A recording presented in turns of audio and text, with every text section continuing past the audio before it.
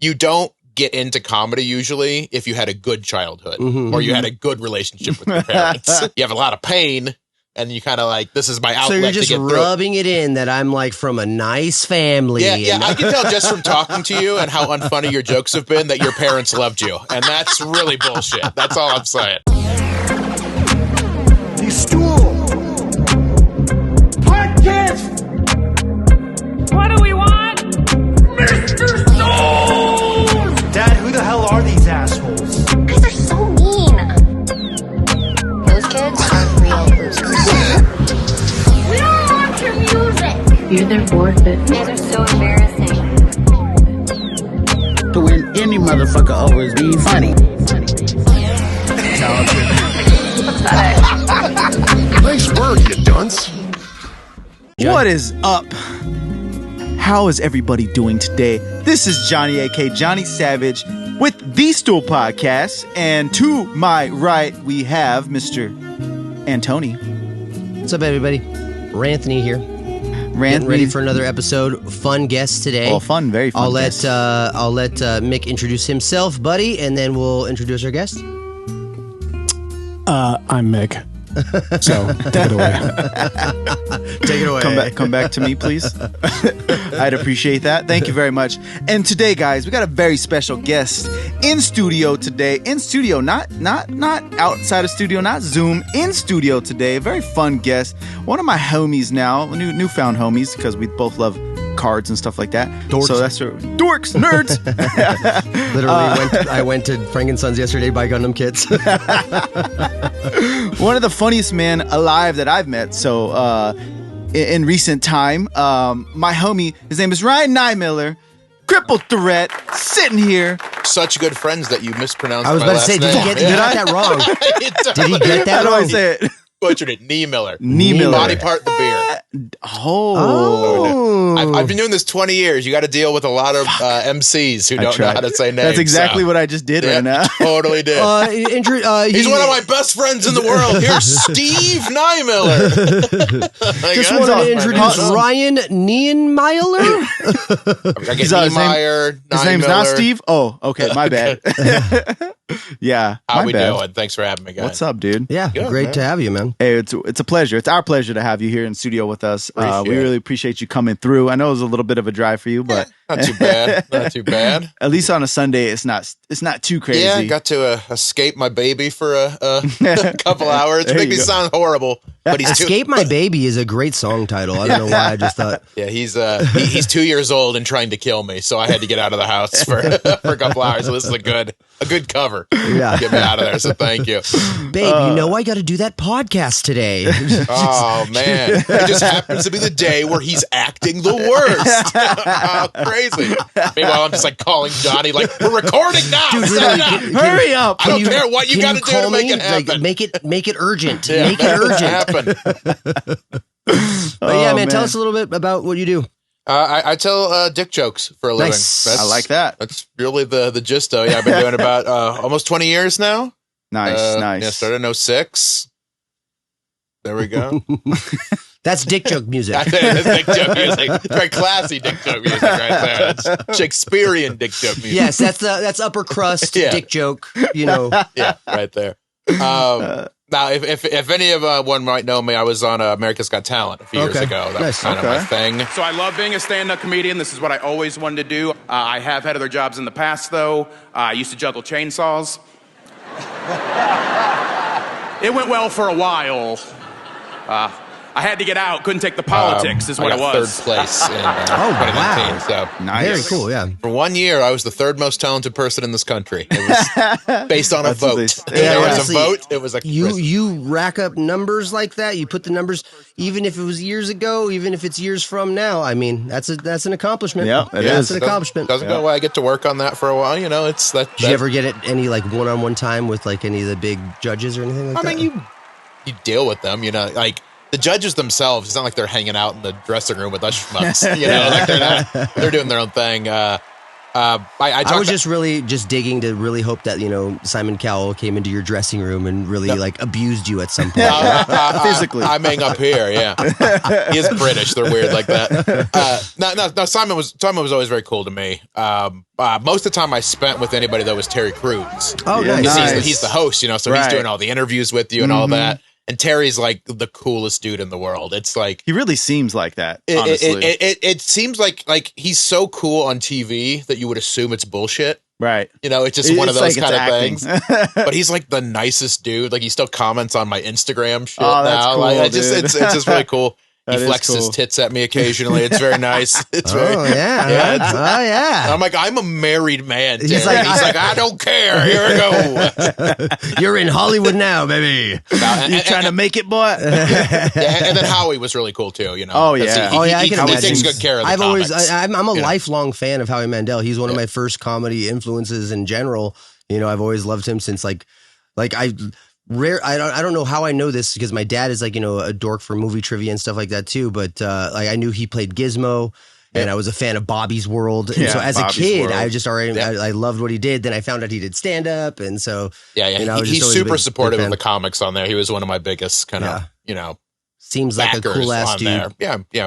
Yeah. I can't complain about the experience. Stop watching football. Wait till after the podcast. No, I'm not. He's literally watching his game right now. Stop watching the game and how is my fantasy team doing? Those He's are all the two things I need to know right slide now. over, and tell me how I'm doing. Exactly. That's the things I need to know right now. So you've toured, you've done all kinds of. Would you say you've made friends with like? There's certain comedians that you would say are like coolest, and you think that you would consider friends or. No, I hate them all. Every comic is unpleasant and a bitch to be around. No, I mean, you do this long enough, you get to like work with cool people. Like, so it's either like I've kind of got to become friends with some cool people just through getting to work with them, and also I've been doing it long enough. Even people I started with are like, you know, if you stick around long enough, you know, like one of the guys I started. It's always so weird. People get really impressed by this, but I don't think of him in this context. We just usually do open mics. When I first started, but like Andrew Santino is a really good friend of mine. Oh, nice. He's a big Cubs fan. Like that's more how we're friends. You know? Yeah. Like we're not talking about comedy. We're talking about baseball. Yeah, Palencia blowing a 2-run lead in the ninth today and giving up 5 runs so they can lose to the Nationals. Like you know, it's cool. I mean, it's just like any other group of people. Like I think it's like kind of hard to explain because I know a lot of people want to like hear the juice. You know, it's like comedy is just like any other job you have. There's some cool people. There's some assholes. Yeah, that leads to my second part of the question. Who's assholes now? Name names. Who want names? No, I more or less like I don't know. I have this like game. We've played it on here before, but it's I kind of just like to set up this scenario like if a celebrity's car broke down in front of your house and you and your family were hanging out, drinking, chilling. This is a good question. Playing pool. I remember this. You know what I mean? Like, do you think they would be a good hang? You know, do you think they would become like, hey, like my car's broken down, or they would just alienate? You know what I mean? They'd be like kind of sit in their car with it. Exactly. You know, and to me, it's like, you know, I really love to like kind of play that game, almost like people watching from a distance with people, and I'm like. I don't know, dude. A lot of people these days, especially, that's probably why I gravitate towards comedy, is because a lot of people in comedy just seem like, they'd be the good hang. You know They'd seem like over actors and stuff like that for sure. But I think the thing that a lot of people forget about that, though, is most people, if you get into comedy, it's because you have undiagnosed mental illness, you know, and you weren't loved enough as a child. You know, like, you know, I'm saying this, including myself in the group. You don't get into comedy usually if you had a good childhood or you had a good relationship with your parents or you know how to keep a job or you know, stuff like that. You kind of do it because it's like you have a lot of pain and you kind of like, this is my outlet. So you're just to get rubbing it in that I'm like from a nice family. Yeah, I can tell just from talking to you and how unfunny your jokes have been that your parents loved you. And that's really bullshit. That's all I'm saying. That's where the line in the sand gets drawn. And if you really understand the craft. This guy still calls his mom every week. I talk to her on a daily basis. Hey, after this, where do you think he's going? I know. He's going to go get more muffins at his sweet mom bakery. mom is not the baker type. She barbecues, okay? I'm picking up ribs, stuff like that. But yeah, no, I mean, I've heard that often, you know, where it's like trauma creates that kind of sense of humor that really kind of can joke about any sort of circumstance or, you know. Yeah. But it's like, it's hard to keep, because like, you're not the same person. That's not going to when you're performing. That's not. Shut up. Are you gonna chomp loud chips? Or this is the mukbang section of the podcast. If he just like let me do it without pointing it out, people will notice. Absolutely, people will notice. No one will ever hear. You can't even hear this. Didn't hear a thing. Well, I wouldn't eat it that close. I had no breakfast. All right, I'm hungry. The worst ASMR podcast of all time. You have like literally silent foods like gummy bears and shit here. It's like fucking. Where did the nerds go? They're put them on way the over there. I was professional. I got them off of our desks here. That's true. That reminds me of the one time because this is very important, and I know you guys do shows and stuff too. Right. It's a little different probably with music because you're allowed to be loud. Right. But I remember one time I had a comedy show ruined because for whatever reason, this comedy club served fajitas. So everything, which is like, that's the loudest food. I would have just played it like, excuse me, I'm hearing a hiss. Yeah. It's not going away. Because like, I wasn't doing that well to begin with. So like those silences are rough anyway, but there's nothing worse than like telling a joke and then you just hear like when someone's dinner is like, you suck. You see the little bit of steam coming out everywhere. Like ows did you like anybody like hitting their oh shit, got it. And I'm like, man, 20 more minutes. All right, let's just get through this. What's the longest set you've ever done? Hour and a half. Okay. Oh, yeah. That's a pretty good headline set. Shit. Yeah. I mean, usually when I'm headlining, I'm doing 50 to an hour now. Nice. But there's just been sometimes certain situations. You could play around. Sometimes you get hired for weird gigs by people who don't understand how comedy works. You can listen to music for a couple hours and that's totally... People think they want a 2-hour or 3-hour comedy show. You do not. Yeah. That's too long to be sitting there listening to people. You hear that, Dave Chappelle? Yeah. They're looking at you. That's like 4 hours. Because that's even the thing. Chappelle is brilliant. Yeah. And but even that gets arduous. At a certain point, you're just like, I got shit to do. I got work in the morning. Like, I can't just sit here the whole time, you know? Like, awkwardly smiling and nodding. Yeah. Because you can tell, like I'm nowhere near Chappelle's level, but like I'm a relatively known name. And even for me, I can pinpoint the exact moment where it's like, and now I'm going too long. Yeah. You can just feel that energy change. Where it's like the internal light. I had them. People want to go home now. I got to get out of here. You can only do so much comedy in a night. Yeah, and they just don't want. But like you'll hit these people. It's usually for like private events or like a corporate kind of. Right. They're like, you want to do like 3 hours? Like, no, we're gonna do 90 minutes, and I'm gonna bring an opener with me because you don't want to hear me talk for. And sometimes they just insist. And then afterwards, they're like, "You were right." I'll do my best. Thanks for the extra hour of pay. Yeah, no, I mean, if you're writing me a check, I'll do literally whatever you want me to do. But I'll also try to tell you what is the best way to make this work. Yeah, I've always been baffled by that element of that the business. You know what I mean? You're like, all right, I'm going to go to this gig that I know there's a chance that it will not go well. And I hear this about like corporate gigs, stuff like that, right? And you have to perform a specific amount of time and they're like, hey, maybe you want to stretch this longer or whatever. And you're like, no, I'm telling you, I'm giving you the advice. So you're going into this kind of like with the experience, with the knowledge, but with an employer that doesn't know how the job works. Yeah, they don't. And you try it because you don't want to lose the gig either. Right. And I know it's like, it's not a thing that a lot of people who aren't in these businesses, either music or comedy or whatever, they don't want to hear this, but like not every show is what you dreamed of when you decided to get into this. Like at a certain point, like, I'm married. I have a 2-year-old. A lot of this is I got to pay the bills.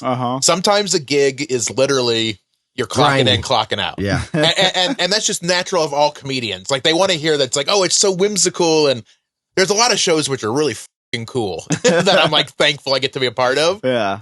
Sometimes you're just okay, I got to talk for 1 hour. I will be done at 60 minutes exactly in my car 5 minutes later. You know, Yeah, you're like, sometimes that's just what it is. the And, set's memorized and I'm ready to go. you know? yeah, and it can be a variety of things. It can be, you know, you're doing a corporate event where they didn't listen to your suggestions and now everyone hated you and it's brutal and you're just like, okay, check please. All right, got to go.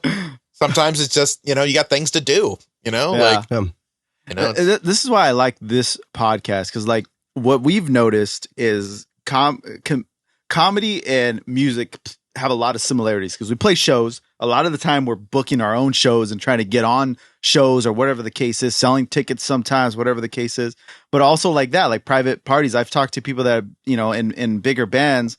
My buddy Trav, who comes to the shop too, in Fortunate Youth, he also said that he knows baseball players from Seattle because that's his team, and he's played like one of their weddings. I forgot which player exactly, but he did their wedding, and he was like, they're like, yeah, you're gonna play for 2 hours, and they're like, what? Like, come on now, and like, oh, we're gonna have you just play on the floor, like, you know, it's like there's certain things, but he's like, yeah, we kind of like we need a stage and we need like a professional sound system. So then, like, you know, it's not just bringing a guitar out of the van, and now we're playing the show. It's way different, you know. Like you gotta it's like you gotta do all those things and accommodate in the certain way to make it all make sense. You know, like because people just have the concept in their head, that it would be fun to have this cool band, or like I've done a couple weddings, where, you know, doing comedy. And again, I'm not going to say no. If you're going to offer me money, I'll do the gig. But like, they don't understand how weird it's going to be, especially for like comedy. At least with music, people don't feel they have to shut up and pay attention. You know, they can kind of still mingle and dance or do whatever. You can be background noise a little bit. But for comedy, it's like, all right, I know you've all been having a great time dancing and singing. Now everybody shut the f*** up and listen to this guy. Some guy you don't know is about to tell jokes for 45 minutes, and you will pay attention to every minute of it. I feel like that is a weird thing to add into a wedding. Comedy. That's why I think the ultimate move I love seeing a comedian do, and I'll see it on specials or just YouTube clips or something like that, but I love whenever a comedian like makes it known to a heckler or something that like, hey, you realize it's like my job to be up here talking. Like that's what I'm doing. And that when they're able to like make that concise and clear to the audience in like a single sentence, I'm like, damn, dude, that's how you do it. You know what I mean? That's really a good way of just like not losing track of like, hey, I'm locked in here. Like I respect that because I'm a person who respects work ethic. You know, I do a physical, very, you know, kind of physical type of job, you know, as my 9 to 5. And so I respect people who have a hard working, you know, kind of mentality. And I see that in comedians. A lot of people would kind of suggest like, oh yeah, comedian, huh? You know, like I'm sure people look at you sideways and you're like, oh, that's how you make money and this and this and that. And it's like, no, dude, like there is a work ethic there that it requires. There's a mentality of stick-to-itiveness that it requires. And when I really do see it in a comedian, I like respect the shit out of that. Yeah, I love that. You got to be a little dumb to do the arts, honestly. Like I used to quote when I was on AGT that I live by is like, I was too stupid to quit. Because like on paper, it's a dumb idea. Like barely anybody makes it. Yeah. It's so volatile, you know, like I was at the peak of my career, 2019. That's when AGT was for me. That show ended. I got 6 months where I was crushing it. Yeah. And then in 1 week in March of 2020, I lost about $300,000 worth of gigs in 1 week because the world shut down. Oh, yeah, so everything's shut down. You know, so it's like everything's just very. You're not guaranteed anything in this business. You have no safeguards. You know, like if it's a constant adaptability that you have to be able to. That's exactly what I mean. Is like literally in a moment like that. That's a very like a determinate moment for an individual. Like you're going to go one way or you're going to go the other. And for a lot of people, they went one way or they went the other. To see the people who stuck it out. That's a work ethic. That's the real work ethic it requires, you know, dedication. And the one thing I would want to kind of add on that too, though, is that like, you're also not a failure if you decide to go the other way. Oh, no. Because this is a very, it sounds strange, but like, it's very thankless. Yeah. So it's like, and your circumstances change a lot of times too, is also the thing. Very subtle with the crunching there, Johnny. Well done. Yeah, pan to him, covering his mic so he can have fucking pretzels. I'm about to give some emotional, deep response. I'm sorry, bro. I know. Every time I see you crunch one, even if you cover your mic, I'm gonna. I put them away. That's right. I'm gonna ADR it. But it's one of those things that, like, you know, the peaks of this are very cool, and it's cool being recognized in public, and you know, like, I'm not going to claim I'm the biggest star in the world, but I'm legitimately some people's favorite comedian of all time. Yeah, that's and cool. That's awesome. That's great accomplishment. That's a great thing, but like, you have to put yourself out so much to do this kind of stuff, and for people who don't want to do it, like, I get it. Because, like, even now for me, as someone who's quote unquote successful and doing well, it still sucks. Like, I can put up a video and 99% of the people might like it. And then it's like, oh, some stranger just called me a fat T-Rex and told me to kill myself. Why am I putting myself through that? You know, like, it's brutal. You know, I could be, even stuff like this, like, you know, we're buddies, Johnny, and you guys are not, this is a cool thing, but, like, I could be hanging out with my 2-year-old right now. You know, like my boy. So it's like, you have to have a certain, you know, you're also giving stuff up to do this, because like, to do this at a high level, you know, like, at my peak, I was on the road, you know, 45 to 50 weeks a year. It's like, that's rough. Yeah. Like, you know, and that was before I was married, before I had a kid, but, like, it sucks. Like, the amount of my friends' weddings I couldn't go to and birthdays I've missed. Like, if you decide that's not worth it, I think that's also, like, acceptable. Right. You just have to know, if you're going to do this, that's what you got to be willing to do. Yeah, because you can't half-ass it. You can't put one foot in, one foot out. Especially if you're Both looking at it something. as a financial source of income, like, it's that's those are all the eggs in the baskets that you're using. Then you know, dedication like that is required. You know, I like to foolishly preach to these guys when it comes to music and stuff. Like, I'd like to see more of a culture where we have more like kind of dad style jam bands, you know, that are like dudes who work, you know, there's truckers and guys who work in warehouses and guys who work construction, but together, you know, at the end of the week, they get together and, you know, they jam in this band. You know, I like to see stuff like that succeed. You know what I mean? Just because it's like, man, that's even double the work ethic. Right. There's also, like, there's levels to this too, which I think is important, because, I'll see this a lot in comedy, where there will be some people who, I believe, incorrectly assume that if your goal isn't to sell out Madison Square Garden or have a Netflix, that, like, you shouldn't be doing this at all. And I don't think that's accurate. No, that's a crazy way to approach anything. Some people just like to do open mics and hang out. Right. Yeah. You know, and it's a fun thing. You know, I'm an accountant all week, and the job's thankless, and, you know, my wife's pissing me, whatever it is. And I just like to go hang out and do 5 minutes or whatever. Yeah.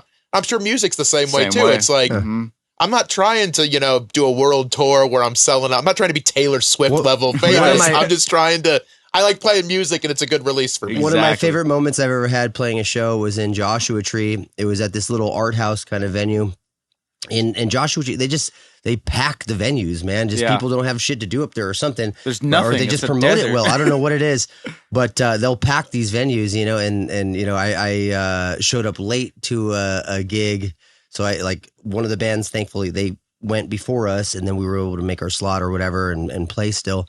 You know, so I you know, kind of did a little kind of call out to everybody, like, hey, anybody here come straight from work? Anybody here come from a job, you know, and it's like, put your hands up, you know what I mean? And a bunch of people in the crowd, and like, what do you do? What do you do? And I was asking people and talking to people, and it's like, well, if you have this dream or that dream, or if you want to, you know, be in a band, you want to do this, just know, just because you can do that shit first, it's not impossible, man. And like, literally, I got such a crazy response on the next song, just because I was just like, anybody who came from their warehouse job, from their forklift job, from their construction job, I want you in the pit. I want you moving. And we got a bunch of people moving. It was really nice. Tight. That was like your music version of how comedians will give it up for the troops. Yeah. you just get that nice, like, oh, yeah, we're going to clap for the troops. Yeah. You can't not clap for the troops. Right, yeah. And to be fair, at the very end of that speech, I was like, yeah, working class Joes, anybody who pushes a broom, anybody who drives a truck, and then also troops. Then you played the national anthem for the next 20 minutes. You did the Hendrix version. The Hendrix version, No, I really do. I find that so it's almost like a thing that I witness as this like untapped way to market bands or market at least bands that I'm fans of, you know, where it's like when I see a band that like I know they have like a 9-to-5 job and they're still like pressing away and they're doing this other thing and they're like really good, you know, I love that. I love that. I think that's what we need to see more of is just regular people making music, not through the industry, not through the system, not through algorithms and marketed through Spotify. And I just want to see stuff from the ground up that naturally kind of grows like that. The regulars. Yeah, well, I was going to say that is one of the. I know you mentioned the algorithms, which I also hate for different reasons. I can't imagine but that is one of the nice things though about like the internet and social media is that like that type of success story is at least attainable now. You know, like it's because like for instance, when I got America's Got Talent, I was living in Indianapolis. Yeah. That's not like the mecca of entertainment where it's like, you know, like I didn't do it. It isn't? Yeah. You don't show up to an open mic. I thought there was 3 big names. It was Wichita, Cincinnati, and Indianapolis. Yeah. But it's like that world's a little smaller. Like one of the big reasons I got AGT is I had one clip go viral from when I did like a syndicated TV show. That clip did about 3 million views, which isn't even the craziest amount of views, but that's nothing to sneeze at. It's a good video. Yeah. And people from AGT saw it and were like, okay, come do our show now. Yeah. So it's like, it's a cool thing that like, I hate fighting algorithms now that I've kind of quote unquote made it because it's like I didn't get into comedy to learn how to do video editing or learn the proper time to post videos and how, you know, how long they need to be and what kind of line. I just want to tell my dick jokes and go home. Like that's what I did.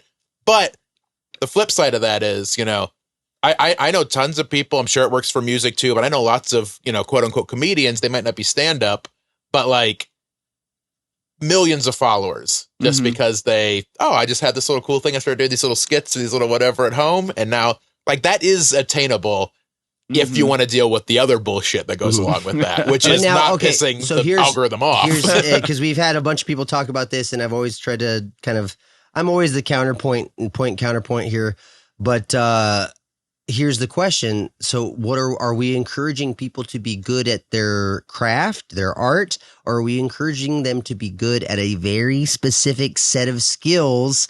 I'll, Liam Neeson here, like, but without manipulating the algorithm, learning how to market, Are we just teaching people at mass how to be better marketeers than we are encouraging artistic growth and craft? I mean, maybe, but I do think those things are, you know, they're shaking hands. It's the same kind of stuff. Like, because like, you know, I've always been a big proponent of like, just because your art's great, it's like a tree falling in the woods situation. You can have the greatest art in the world, but like, if you want this to be something, you also need to know how to, like, that's part of the deal.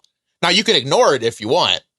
You just can't then be pissed if no one ever hears about you. Yeah. I think those two have to go together. Yeah. You know, I don't believe, and comedy, I don't think this happens as much, but I would always see people talk about this in regards to music, where they would be pissed when somebody made it. Yeah. Because like, no, you were underground people. It's like, I think a lot of fans that are like the really artsy music fans want their favorite artists to be homeless. I get exactly because what you're saying. The second that you have a little bit of money, they don't want them your art's bull. You're they don't want them to play stadiums. They want them to play the clubs. Like I'm not the biggest fan of Metallica personally, but like I would never say they suck. Like that's not the argument. But like one of my favorite quotes I've ever heard in my life is Lars Ulrich, where he's talking about the fans being like, "You guys sold out." You're right. We sold out Madison Square Garden. We sold out.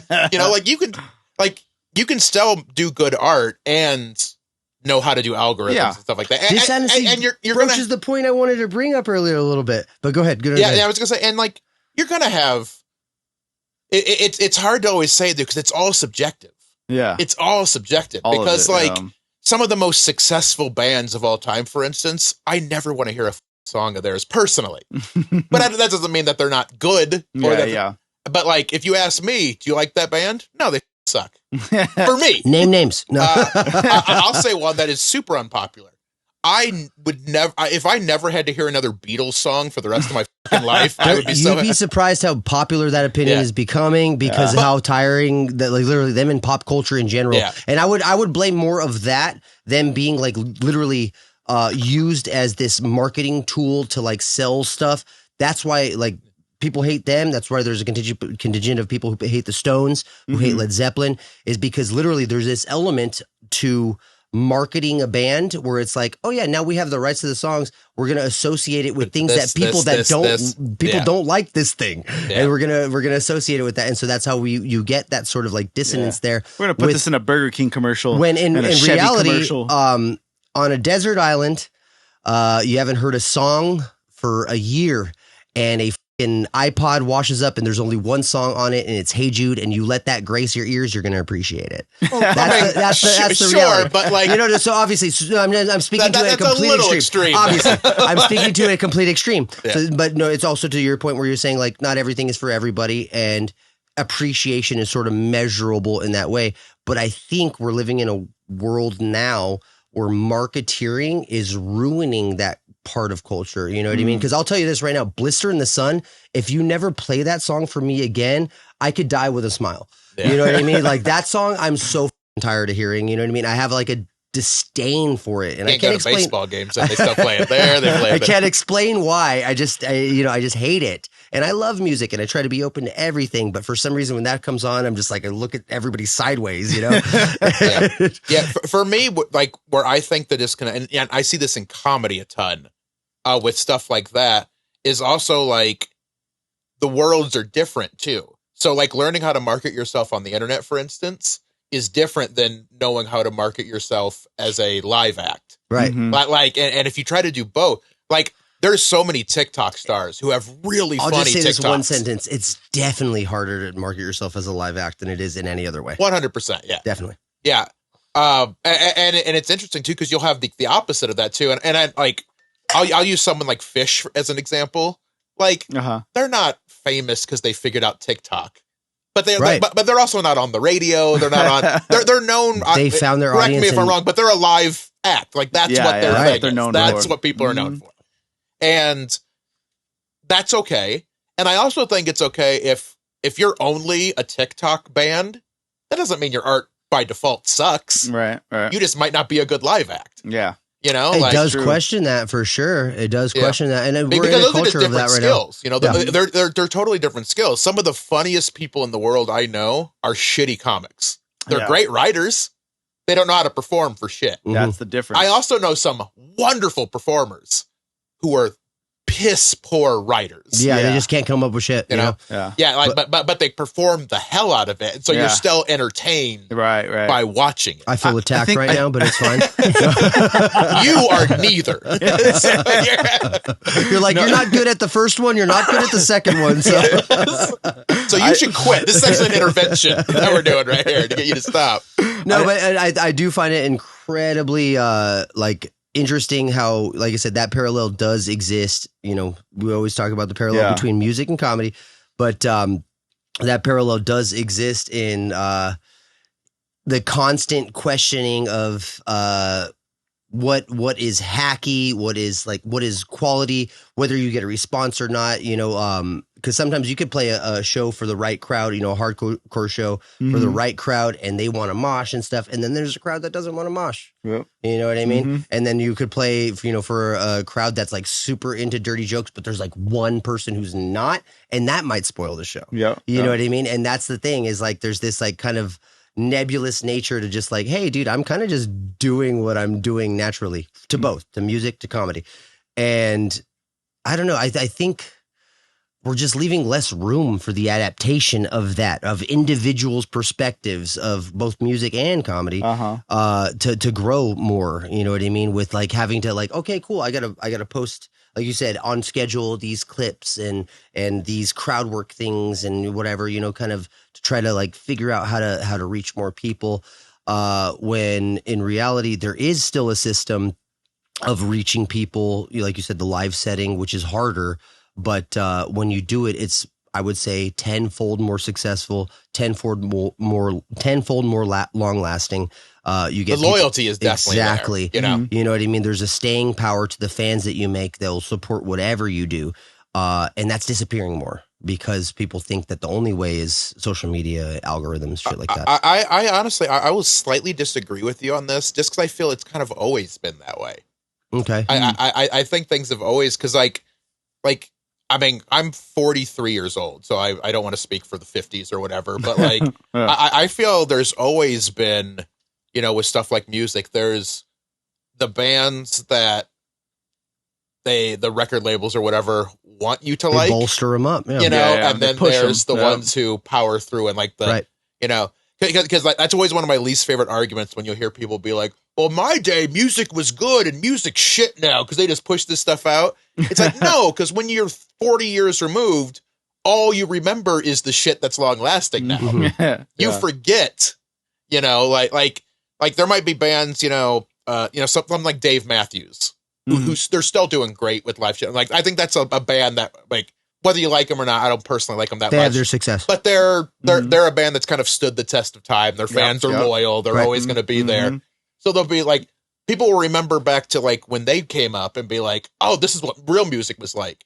And I forget at the same time, Snow was pushed for a little bit. Remember Informer? Informer? Like, that was one of the biggest songs in the world. All our one-hit wonders. But you forget that in your brain because now all you think about is, oh, Pearl Jam was from around there. Nirvana was from there. You remember the stuff that's like, great and made counting it through. The hits, not the misses. But and then you compare it to the poppy kind of manufactured push stuff now. Like, those aren't the same world. Yeah. Like you can't compare Nirvana to a Lil song. Uzi Vert. Yeah, or something like that. Like I don't even know popular music now. All I listen to is Wheels on the Bus. That's all I got going right now for me, my 2-year-old. But like, shout out Miss Rachel. We already talked about this. But I feel that's always like there's always some version of that. I think the version now is, there's social media, there's like all that. It's kind of easier to shove that stuff now. Yeah. Because like you can just like push it to so be let's look at it this way, right? As a constant battling tide,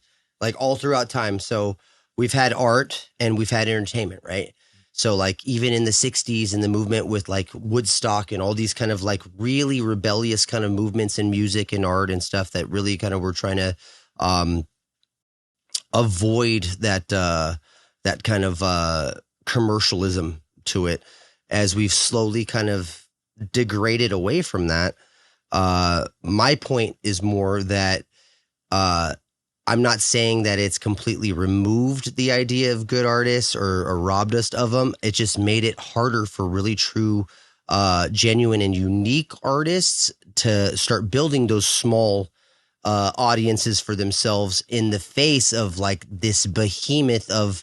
Now it's literally, if back in the day, even record labels, you want to count that as like an equivalent to nowadays to Spotify and things like that, the way music is distributed to people, let's look at the numbers. It's more like, it's 5,000 to 1.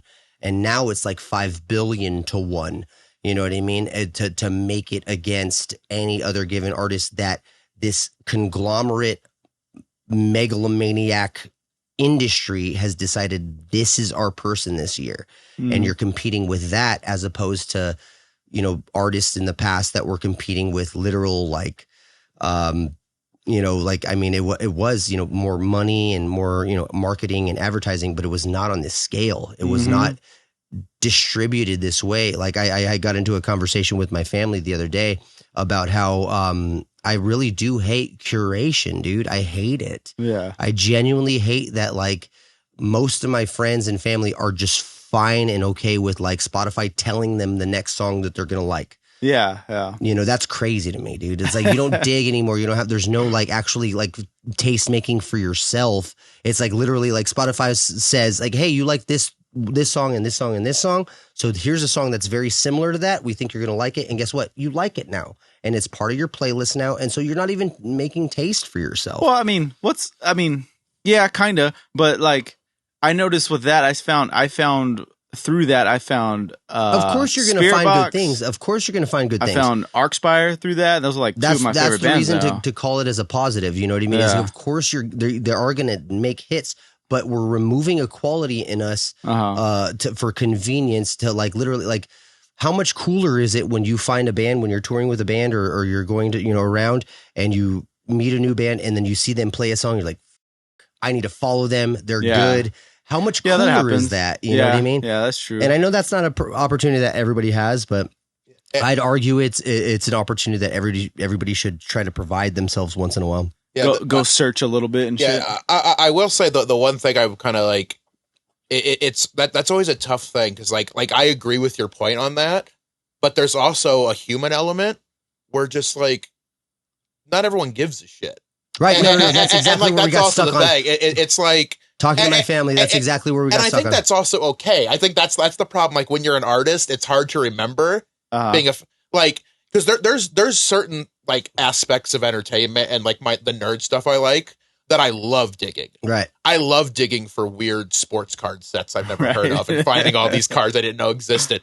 I'm a huge pro wrestling fan. I love finding obscure shit that like it's not mainstream. It's not going to be on television, but finding that I don't give a about music in that same way. Right. Yeah. And I don't think that makes me like a bad consumer. No. My focus just happens to be on other nerdy stuff, like other things that I care about. So it's like, it does suck that the algorithms, for instance, kind of make those decisions for a lot of people. But like, as the artist, you also have to be a little okay with just the fact that like people consume what they consume, how they consume it. I won't agree with that part. You can't train somebody. I won't agree with that part because I would say we're at an official crossroads here where now the people can't consume what they want to consume 100% of the time.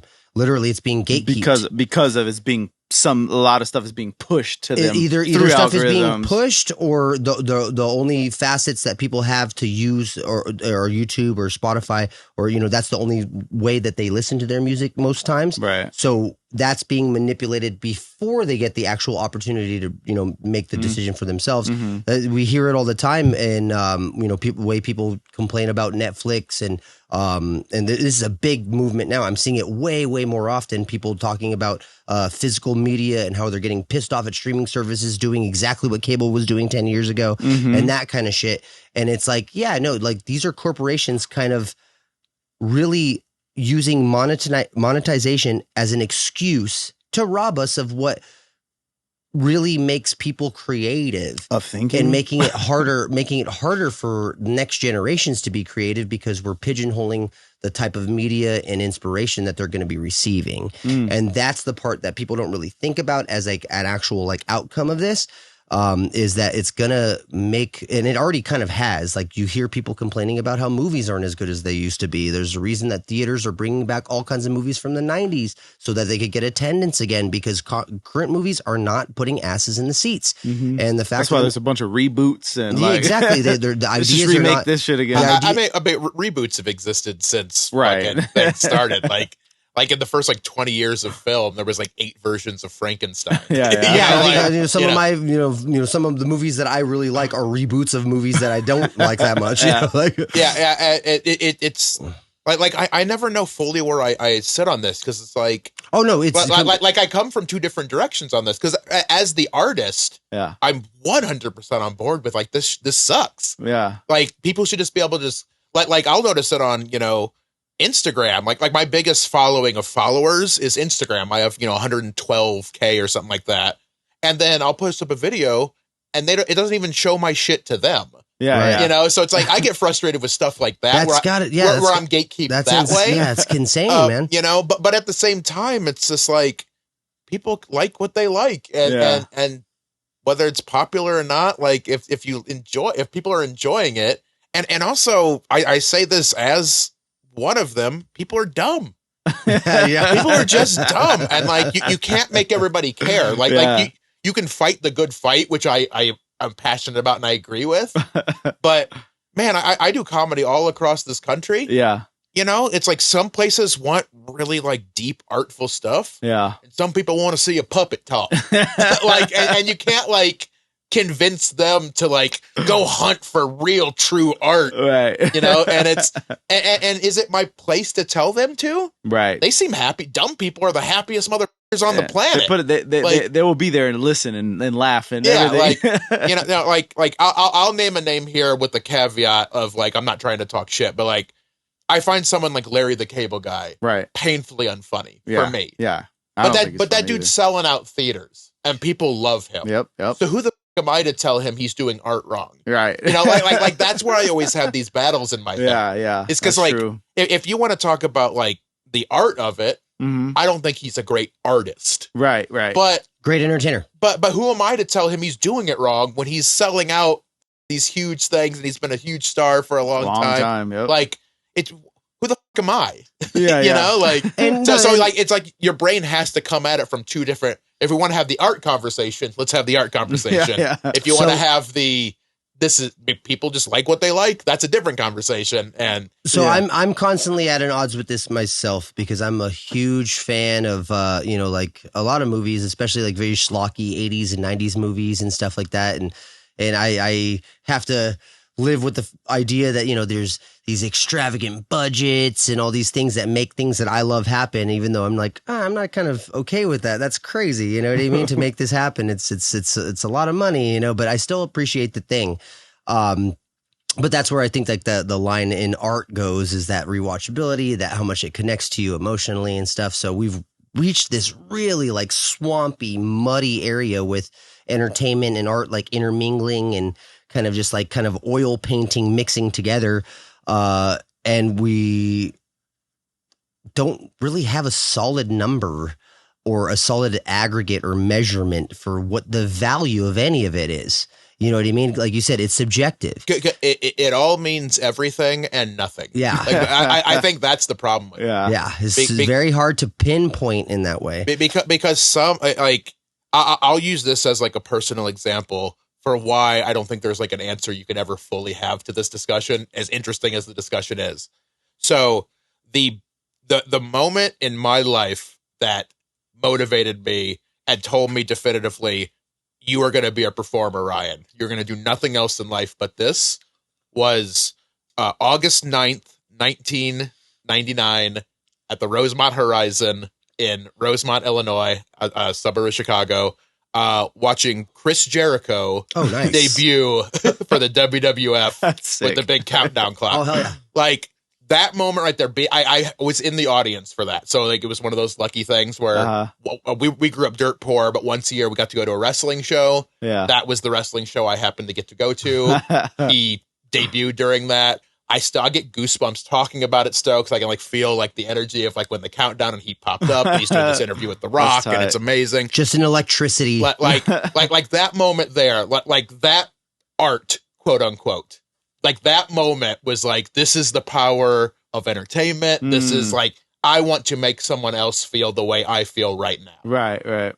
For other people, wrestling is the dumbest fucking thing. It's fake and it's stupid and it's men in tights, just fake. Like, so it's like, and we're both right. Like, that's the thing. Like, because everyone has their own personal opinion of what is artistically important and what's not, you can never come to because like you can talk about how it's like, oh, I want like true art to come through. Some people think Justin Bieber's true art, and you can't tell them they're wrong because it's a feeling. You really like, made probably one of the greatest points that I've ever heard someone make about it. Because I always do kind of draw the parallels between like stuff like movies and music, like the artistic angle of it. And then you realize there's something like wrestling that exists that there's no art to it at all. but there's a ton of art to it if you know it and you know how the world works. It's like, and we're both right. That's the thing. That's what I'm trying to say. You're not wrong for thinking it's bullshit, and I'm not wrong for thinking it's amazing. I say that as 100% joke. Obviously, there's incredible skill that is involved, and like I said, as an entertainer, there's it's almost like it's being a performer. It's the only parallel that I could compare, to other people like wrestlers or, comedians or anything like that.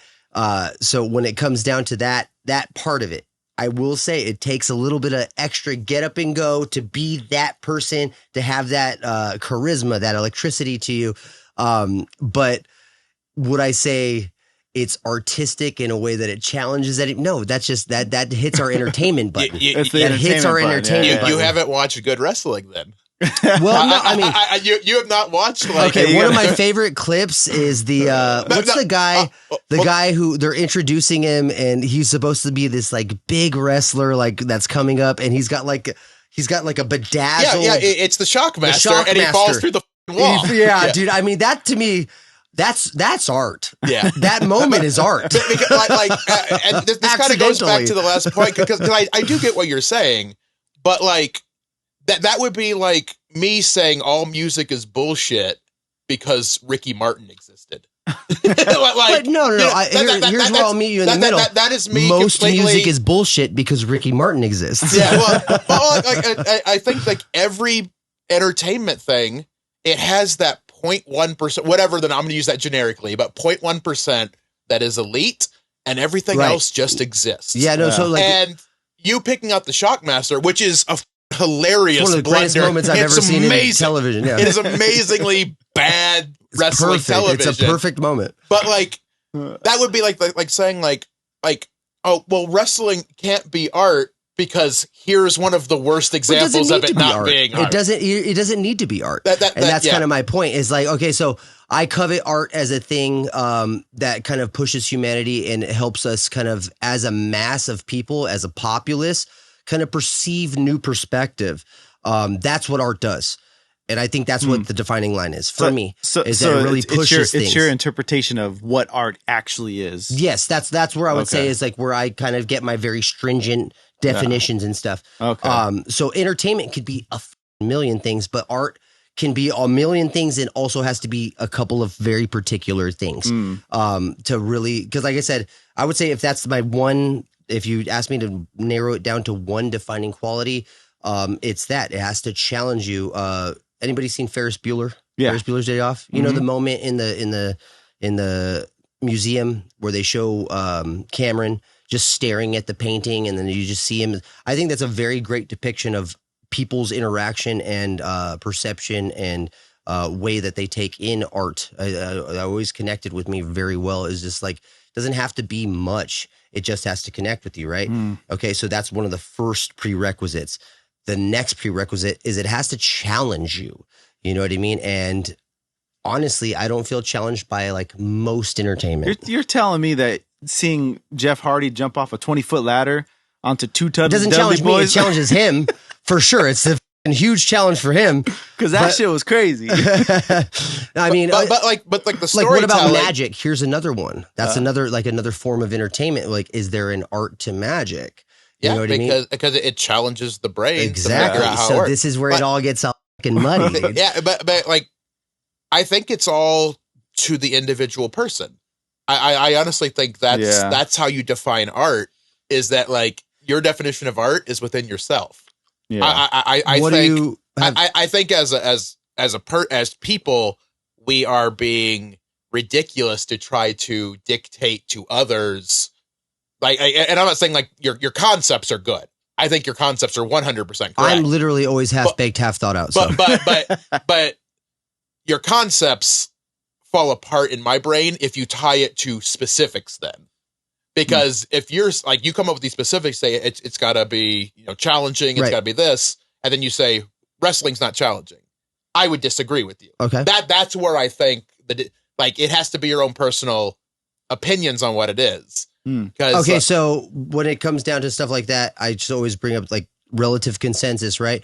I would say if you go poll, anybody in New York City, anybody in China, anybody in,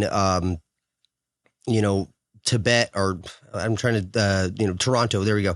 Trying to go around the world. Most people will have heard of the Beatles, right?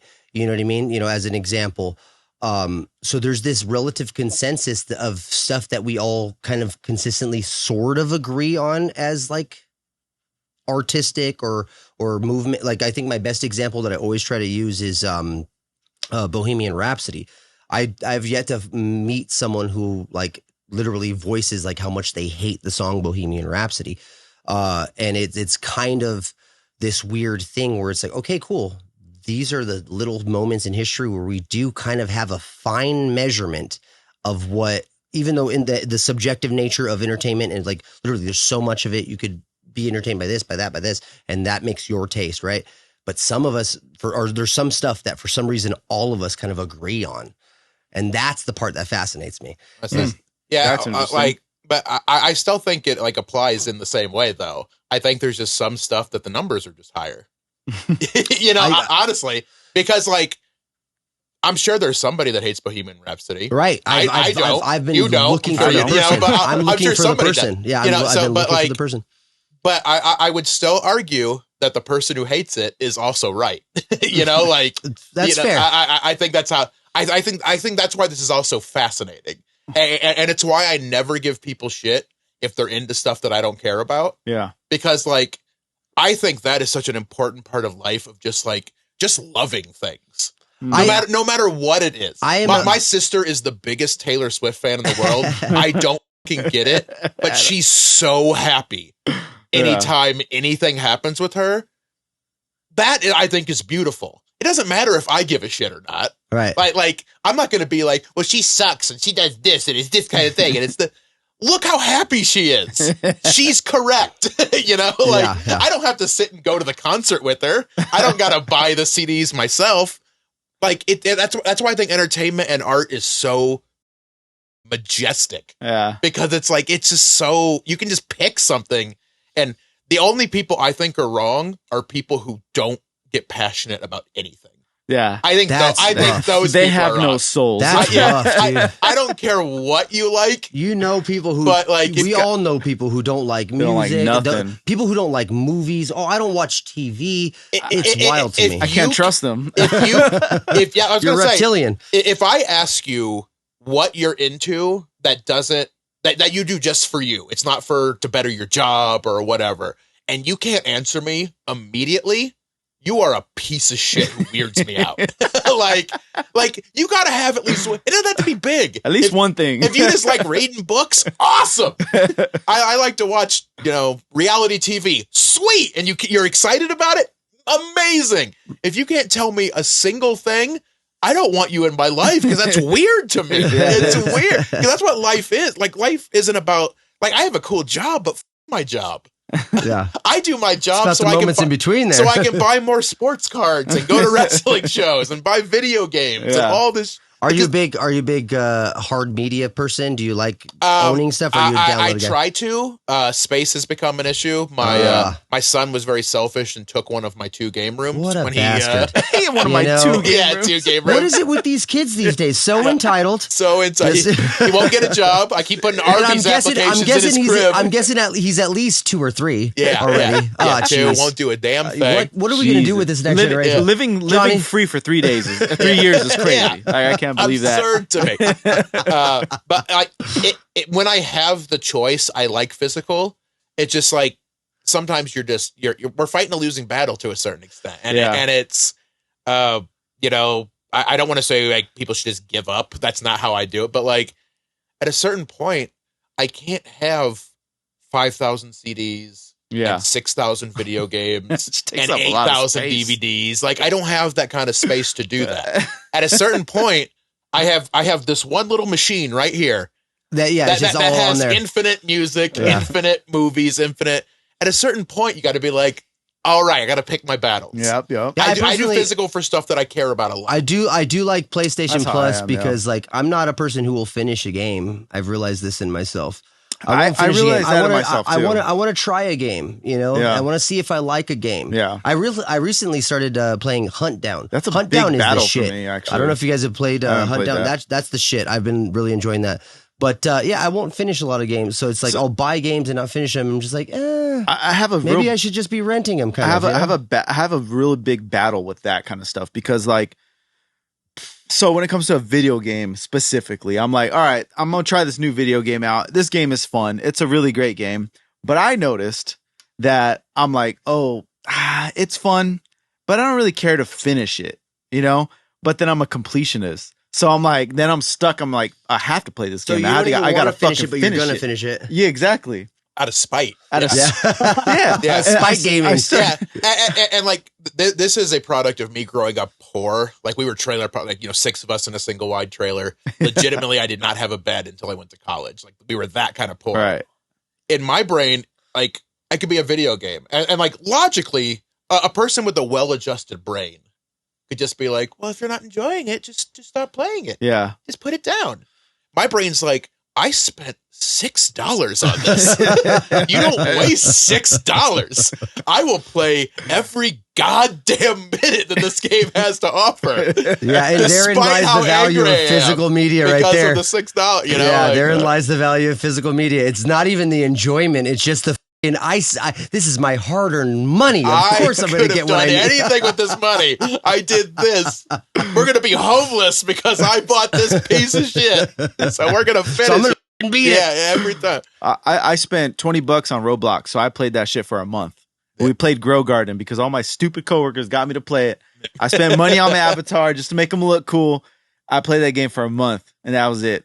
Because I had to. I was like, no, I'm going to play. I spent money on this, and I spent time obligation growing my garden. I had to make sure it got to, you know. Now, I will say that is an argument in favor of physical media for me, because I'm sure you were able to easily make those decisions because you just click this button, you click this button, I've spent this money. Yep. With if you make me have to go into like a store and hold the thing and look at it, then I'm like, okay, do I really want this thing? Do I really want to do this? But like digital, you're like, a sale? Boom! Boom! Mine! Pop it off, dog. That's how I got Hunt Down, is literally there was a sale. It's like, oh, it's 50% off. I could get it for this price. Yeah, I don't even care if I'm going to play it today, and I didn't play it that day. I haven't heard of this until 30 seconds ago. Take my money. I'm in. You're not going to make me hunt for it at all. I don't Resident Evil Code Veronica, a game that I have on PS2 and can play that, easily, on my PS2, but it's more convenient for me to play it on my PS4. Yeah, I'll totally download it right now. The amount of times I've bought Mario 3 different. Every time a new Nintendo system comes out, it does this and does this. I buy Madden every single year. What do you guys think like about clockwork? The argument and this year, real quick, I bought it and then I left freaking for 5 days. I was at my girl's house and I went on my little micro tour.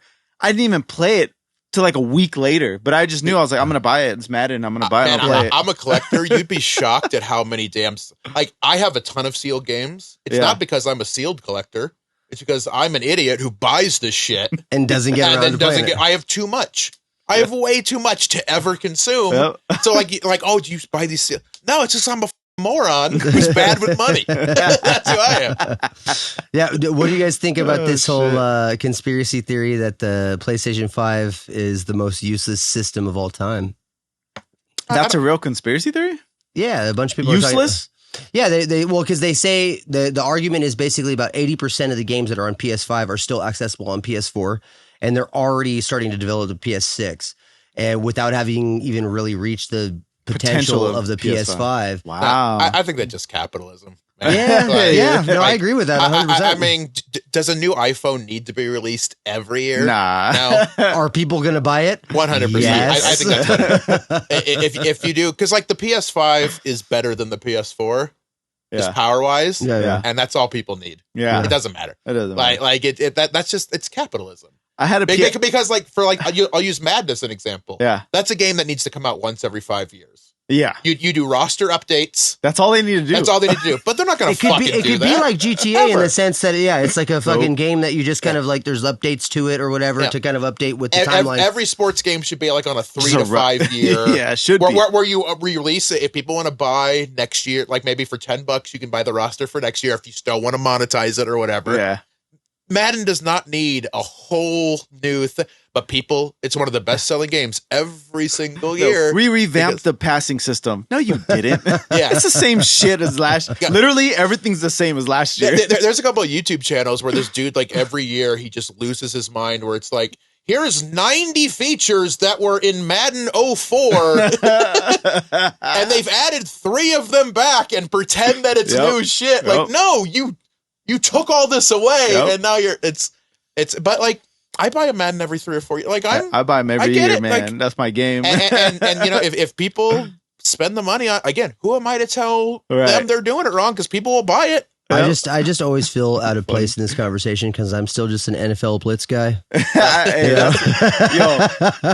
know what? I love NFL Blitz. It's such a great arcade game, dude. You want to have a party and just play some NFL Blitz with just some buddies. It's fun. The best. I still football game I play the most by far still is Tecmo Super Bowl. My goodness! It's not even close. I play the Tecmo basketball game, dude. Like, I mean, come on, all the time. It's not even close. So it's I mean, I'm a big emulator guy. I love my Sega Genesis emulators, my SNES emulators. But I promise you, but hopefully I'll be wrong on this, but like I'm not going to get mad if he does. When my son is a little bit older to play video games, I bet you if I show him a new Madden and Tecmo Super Bowl, he's going to pick new Madden. Yeah. It's just because there's the nostalgia and being a part of a time. Yep, that's where you connect with. Yeah. And that's why I'm never going to push. I want my son to enjoy the music I liked and the movies I liked, but also like you need to understand as a parent, like it's not going to make sense that music from the 90s doesn't make sense to a kid that was born in 2023, and that's okay. It's also like because there's also like the Beatles doesn't mean that much to me because I wasn't alive when they existed, when they were so I don't understand what that movement was and how all the stuff from Woodstock I don't get because I wasn't there, so it doesn't touch me in that way. Yeah.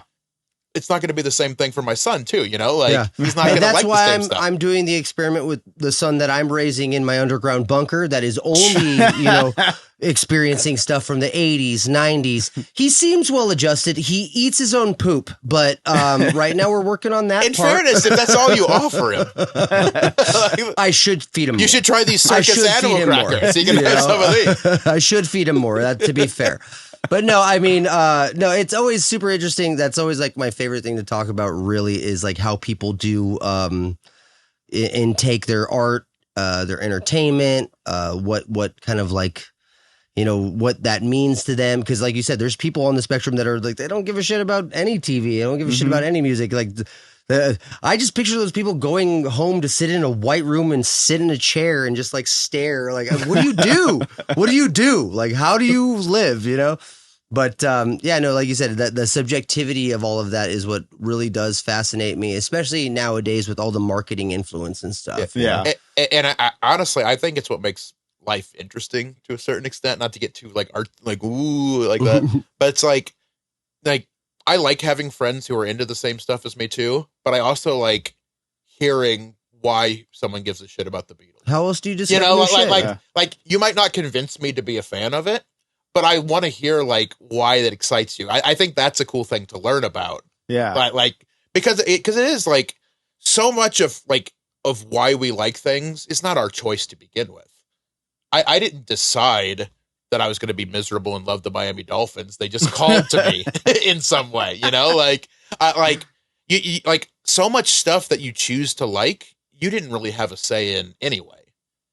Whether maybe kind of grew up into it. Yeah. Maybe there's stuff that you would That's like an interesting if you point happen I've never to really hear it. Thought about. Because really thought about that. Like I'll use this. Like I don't know why green's my favorite color.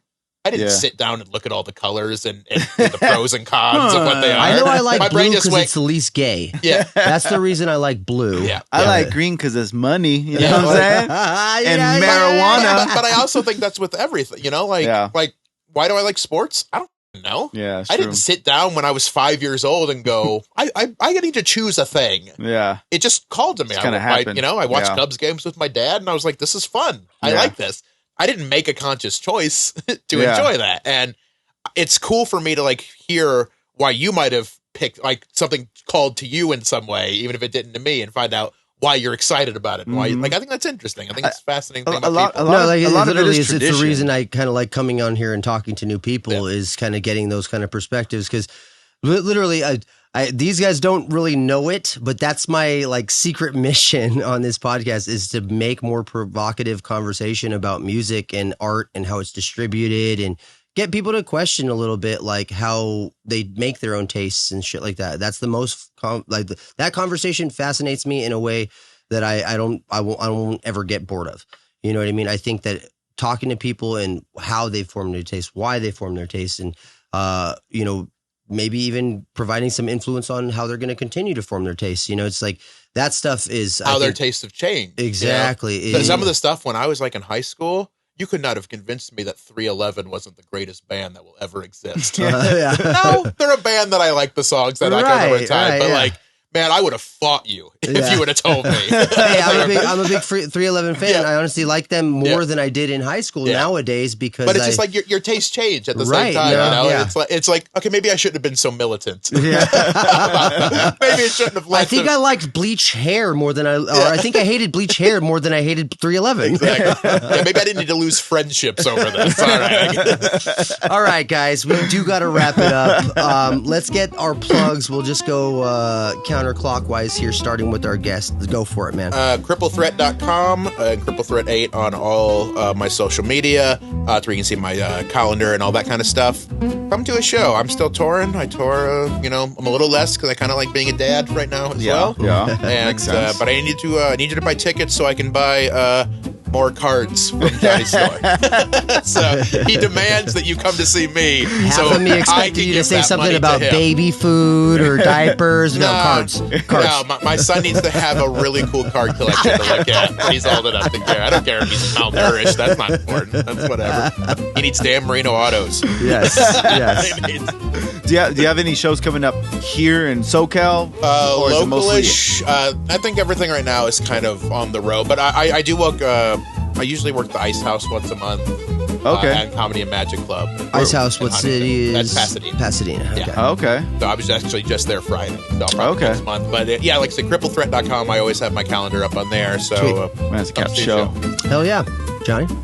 Oh, check me out on everything for like IG, TikTok, YouTube. It's all JonnySavag, JonnySavag, without the H in Johnny, without the E in Savage.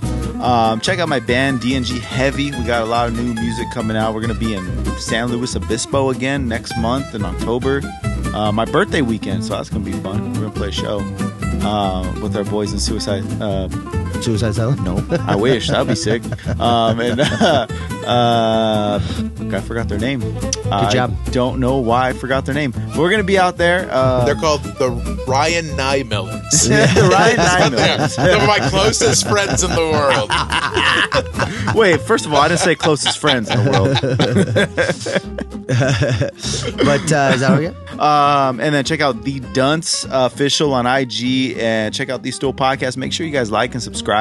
Appreciate you guys watching. If you're at this point of the podcast, that means you stayed for the whole thing, which I really appreciate that. And that's pretty much it. We didn't hit not one topic.